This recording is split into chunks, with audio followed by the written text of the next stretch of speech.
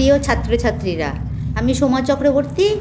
আজ আবার চলে এসেছি একটি নতুন ভিডিও নিয়ে। আজকে আমি পড়াবো পঞ্চম শ্রেণীর কবিতা দারোগা বাবু এবং হাবু। লিখেছে ভবানী প্রসাদ মজুমদার।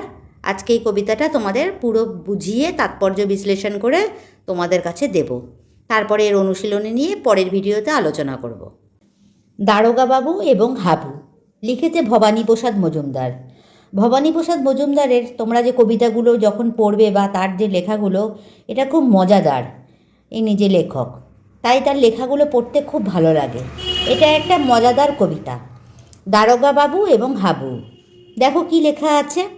কবিতার লাইনগুলো ভীষণ সুন্দর, ভীষণ মিলিয়ে মিলিয়ে পড়া, খুব ভালো লাগবে। থানায় গিয়ে সেদিন ভোরে বললে কেঁদেই হাবু, নালিশ আমার মন দিয়ে খুব শুনুন বড় বাবু।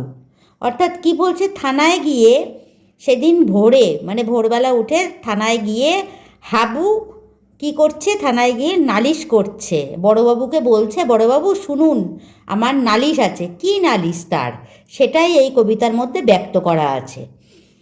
চারজন ভাই আমরা, অর্থাৎ হাবুরা চারজন ভাই, একটা ঘরেই থাকি। চারজন ভাই, হাবুর যে 4টে ভাই আর হাবু সবাই মিলে একটা ঘরেই থাকে। দুঃখে আমি সারা দিন রাত ভগবানকেই ডাকি। হাবু ওই 4 ভাই বোনদের সাথে থেকে কি দুঃখ হচ্ছে সেটাই এই কবিতার মধ্যে ব্যক্ত করেছে। এই যে দুঃখের কথা, সেইটাই সে বড়বাবুর কাছে, থানায় গিয়ে বড়বাবুর কাছে নালিশ করতে চাইছে। বর্দা ঘরেই 7টা বেড়াল, পোষেন ছোট বড়, মেজদা পোষেন 8টা কুকুর, যতই বারণ করো। বর্দা কি করছে, বর্দা ঘরের মধ্যে ওই একটা ঘরেই 7টা বেড়াল পোষে, ছোট বড় মিলিয়ে 7টা বেড়াল।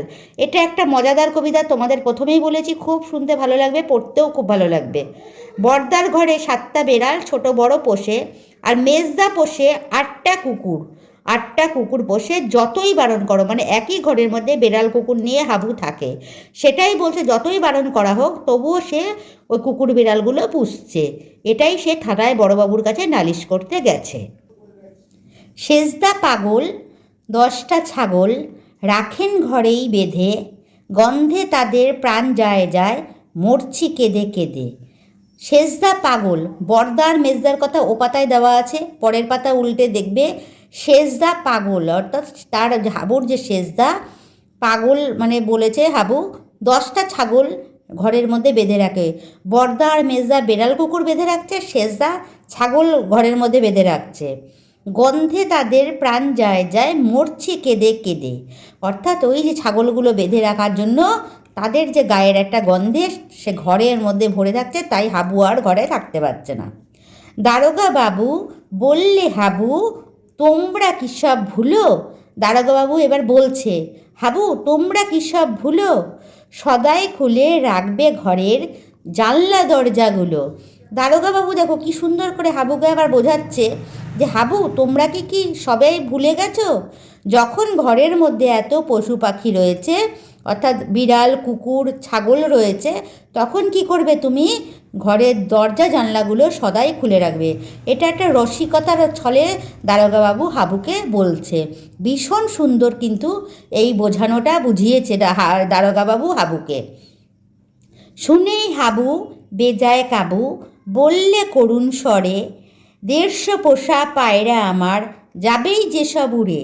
অর্থাৎ তার সেইটা দারোগাবাবুর এই মজার রসিকতাটা শুনে হাবু কি বলছেন, হাবু বলছে যে কি করুণ সুরে বলছে যে দারোগাবাবু আমি কি করে জানলাটা খুলে রাখবো, আমার তো 150টা পায়রা আছে সেই ঘরে, তাহলে সেইটা তো সব জানলা দিয়ে উড়ে চলে যাবে।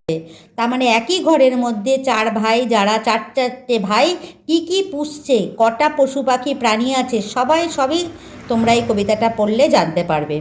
ভীষণ সুন্দর কবিতাটা, দেখো 4টে লাইন করে পড়বে, আর 4টে লাইন করে সব তার ব্যাখ্যা আমি তোমাদের বলে দিলাম। ভীষণ সুন্দর মজাদার এই কবিতা। আশা করছি তোমরা যে আমি যে পড়িয়ে দিলাম তাই পড়ানোটা খুব সুন্দর করে বুঝতে পেরেছো। এই যে পড়ানোটা তোমরা বাড়িতে ভালো করে কবিতাটা পড়বে, এবং বাংলার যে ভালো করে কবির নাম কোথায় বানান সবগুলো ভালো করে খুব সুন্দর করে পড়বে। অল্প করে পড়ো কিন্তু ভালো করে পড়বে, ভালো করে মুখস্থ করবে বানানগুলো, যাতে কোনো সময় পড়ার সময় ভুল না হয়। এটাতে যদি তোমাদের কোনো বুঝতে অসুবিধা থাকে তাহলে তোমরা আমাকে কমেন্ট সেকশনে এসে জানাতে পারো, তাহলে আমি তোমাদের যথাযথ উত্তর দিয়ে বুঝিয়ে দেওয়ার চেষ্টা করব। যদি আমার চ্যানেলটিকে তোমাদের ভালো লেগে থাকে তাহলে তাকে সাবস্ক্রাইব করে এগিয়ে নিয়ে যাও, লাইক শেয়ার কমেন্ট করে আমাকে চ্যানেলটিকে উৎসাহ দিও।